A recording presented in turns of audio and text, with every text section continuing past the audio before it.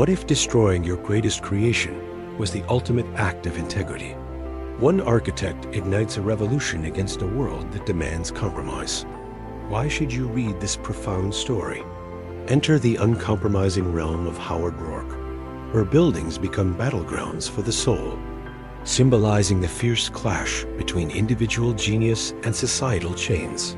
Standing tall against the storms of conformity and collective pressure, Howard Roark, a prodigious architect, is expelled from school for his innovative, functionalist approach that defies ornamental tradition. In Rand's epic tale, Roark emerges as the Fountainhead, a powerful metaphor for the pure, self-sustaining source of human achievement, unpolluted by societal expectations.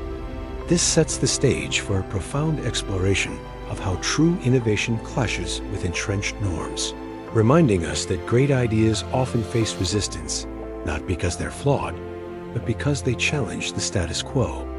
Imagine a world where creativity flows freely, like a fountain bubbling with originality, yet society tries to cap it. That's the tension Rand builds from the very start. As Roark endures obscurity in the quarry, a stark symbol of unrefined potential and self-reliant toil is. Contemporary Peter Keating ascends through adaptation and appropriation. Keating embodies the second-hander, a chilling metaphor for those who derive their existence from others' perceptions, highlighting Rand's sharp critique of dependency versus self-generated purpose. It's like living as a shadow, always reflecting someone else's light instead of shining your own.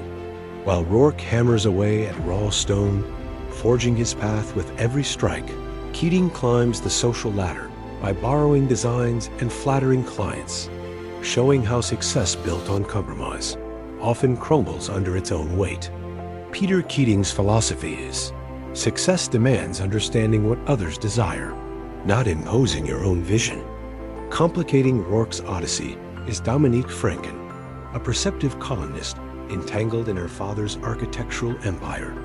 Attracted to Roark's integrity, she grapples with love and dread, viewing him as a beacon vulnerable to societal extinction.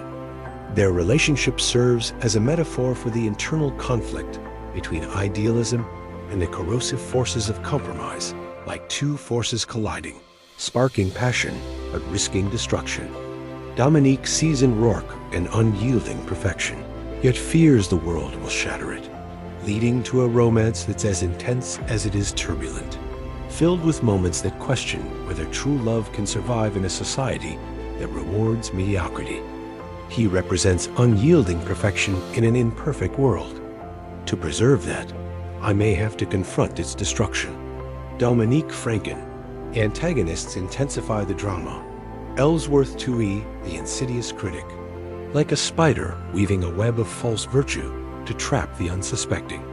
The rational ego as the driver of true progress amid collective illusions, where helping others becomes a tool to diminish personal achievement, forcing us to ask, is self-sacrifice noble, or just a mask for envy? The altruistic soul conquers not through force, but through the surrender of the self. Ellsworth Toohey. Roark's defiance epitomized by the dynamiting of a compromised edifice metaphorically, purges corruption to affirm creative sovereignty. Rand masterfully probes, can integrity withstand the onslaught of adaptation, or must it redefine justice itself?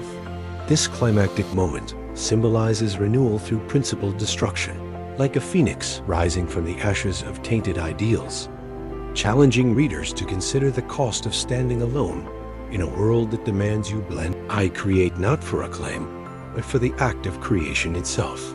Howard Roark. Symbolism, such as architecture as the embodiment of philosophical ideals, where straight lines represent honesty and curves signify deception. The Fountainhead dissects the virtues of rational self-interest and the perils of altruism's facade. It remains a seminal work, provoking reflection on individualism's role in societal advancement, and why pursuing your vision, no matter the obstacles, leads to the most fulfilling life.